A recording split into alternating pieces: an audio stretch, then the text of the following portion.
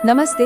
आज बात करेंगे एक ऐसे घर की जो आप जानते हैं सिर्फ ईंट और गारे से नहीं बना, बल्कि वो बना है समय से, यादों से। एक ऐसा घर जो भूखा है और उसकी ये भूख सिर्फ इंसानों से ही मिटती है। कहानी की शुरुआत यहीं से होती है, एक ऐसी जगह की कहानी जिसके सीने में एक बहुत गहरा काला राज दफन है। सोचिए, एक बंगला जो घने कोहरे में छिपा है और जिसकी खामोशी ही उसकी असली डरावनी कहानी सुनाती है। तो चलिए कहानी के पहले पड़ाव पर चलते हैं। यहाँ हम मिलते हैं 3 फिल्म मेकर से जो बेचारे अनजाने में एक ऐसे जाल की तरफ बढ़ रहे हैं जहाँ से निकलना नामुमकिन है। वो पहुँचे हैं एक बदनाम भुताहा हवेली में, जिसे वहाँ के लोग जानते हैं रक्त महल के नाम से। तो ये है वो 3 लोग, माया जो टीम की लीडर है और बहुत एम्बिशियस है, रेवा जो हर चीज पर सवाल उठाती है लेकिन दिल की थोड़ी नाजुक है, और समीर इनका टेक एक्सपर्ट। और इनका मिशन, अरे मिशन तो बड़ा सीधा साधा था। इस वीरान घर पर एक डॉक्यूमेंट्री बनानी है और यहाँ की कहानियों को झूठा साबित करना है। अब देखिए, गेट पर साफ साफ चेतावनी लिखी थी, लेकिन उन्होंने उसे पूरी तरह से नजरअंदाज कर दिया, खासकर माया ने, जिसके सर पर नेशनल अवार्ड जीतने का जुनून सवार था। और इस सपने के आगे उसे कोई भी खतरा लग ही नहीं रहा था। जैसे ही वो घर में दाखिल होते हैं, उनका सामना एक अजीब सी बूढ़ी औरत से होता है। वो खुद को उस घर की देखभाल करने वाली दादी बताती है और वो उन्हें कुछ ऐसा कहती है जो सिर्फ एक चेतावनी नहीं थी, बल्कि आने वाले भयानक अंजाम का पहला इशारा था। और अब दीवारों में फुसफुसाहट शुरू होती है। कहानी अब उस मोड़ पर आ गई है जहाँ टीम का जो थोड़ा बहुत आत्मविश्वास था ना, वो टूटने लगता है और घर का असली भयानक चेहरा धीरे धीरे सामने आने लगता है। समीर को पहली अजीब चीज महसूस होती है।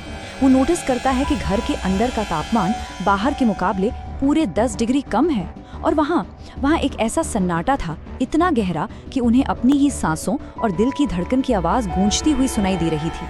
तभी रेवा की नजर फायरप्लेस के ऊपर लगी एक पुरानी तस्वीर पर पड़ती है, एक पूरे परिवार की तस्वीर, लेकिन उसमें बच्चों के चेहरों को किसी ने बेरहमी से खुरच दिया था।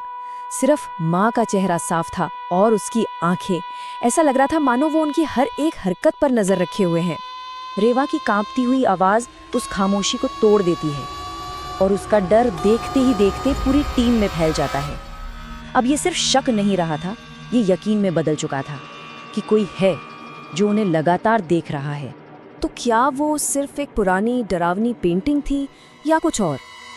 इससे पहले कि वो इस सवाल का कोई जवाब ढूंढ पाते, उनके अपने ही कैमरे ने कुछ ऐसा रिकॉर्ड कर लिया था जिसने उनके होश ही उड़ा दिए। हुआ यूं कि जब समीर ने कैमरे की फुटेज को रिव्यू किया तो उसके रोंगटे खड़े हो गए। फुटेज में साफ दिख रहा था कि जब वो उस खाली से गलियारे से गुजर रहे थे, उनके ठीक पीछे एक लंबी अजीब सी मुड़ी तुड़ी परछाई चल रही थी, और वो रेवा की गर्दन से बस कुछ इंच की दूरी पर थी। बस उसी पल उन्हें यकीन हो गया कि वो उस घर में अकेले नहीं है। लाल दरवाजे का वो राज। अब कहानी अपने सबसे खौफनाक मोड़ पर पहुंचती है, एक ऐसा मोड़ जहां घर का असली आतंक उन पर कहर बनकर टूट पड़ता है और भागने के सारे रास्ते हमेशा हमेशा के लिए बंद हो जाते हैं। एक लंबे से गलियारे के आखिर में उन्हें एक दरवाजा दिखाई देता है, बिल्कुल सुर्ख लाल रंग का, जैसे सूखे हुए खून का रंग हो।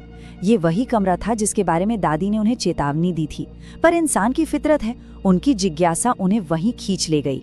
जैसे ही माया दरवाजे को छूने के लिए आगे बढ़ती है, अचानक हवा में खून जमा देने वाली ठंड भर जाती है। दरवाजे के नीचे से एक काला चिपचिपा सा कुछ रिसने लगता है और अंदर से पत्थर पर नाखून खुरचने की आवाजें आने लगती हैं। ये सब देखकर वो वहां से जान बचाकर भागते हैं, लेकिन उनकी भागने की कोशिश पूरी तरह से नाकाम हो जाती है। घर के सारे दरवाजे अपने आप बंद हो जाते हैं, खिड़कियां पत्थर की बन जाती हैं, और तभी अंधेरे में से एक छोटे बच्चे के हंसने की आवाज गूंजती है, जो उन्हें एक भयानक खेल खेलने के लिए बुला रही है। घर का ये टेढ़ा खेल। यहाँ कहानी उस मोड़ पर आती है जहाँ हवेली के श्राप का असली चौंकाने वाला सच सामने आता है। उन्हें ये पता चलता है कि उनकी लड़ाई किसी भूत प्रेत से नहीं, बल्कि किसी ऐसी चीज से है जो उससे कहीं ज्यादा खतरनाक है।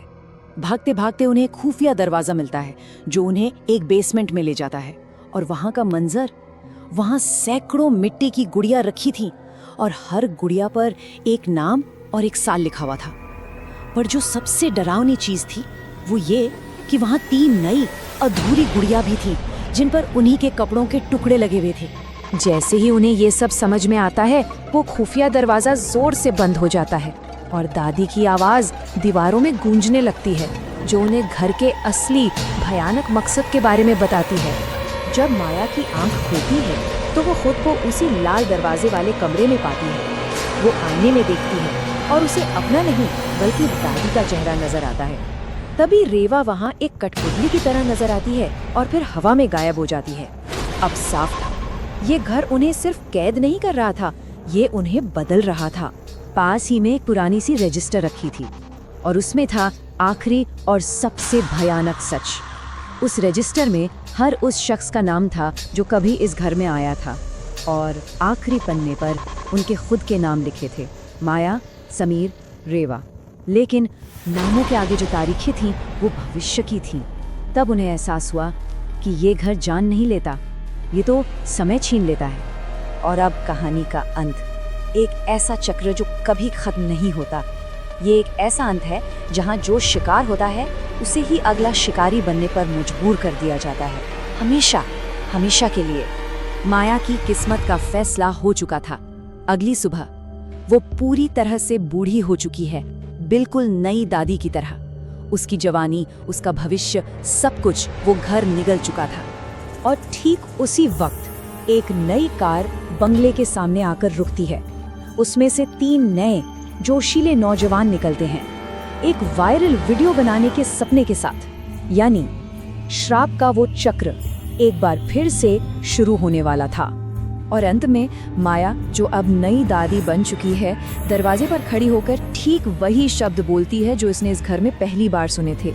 और इस तरह ये खौफनाक चक्कर हमेशा के लिए चलता रहता है, कभी ना खत्म होने के लिए।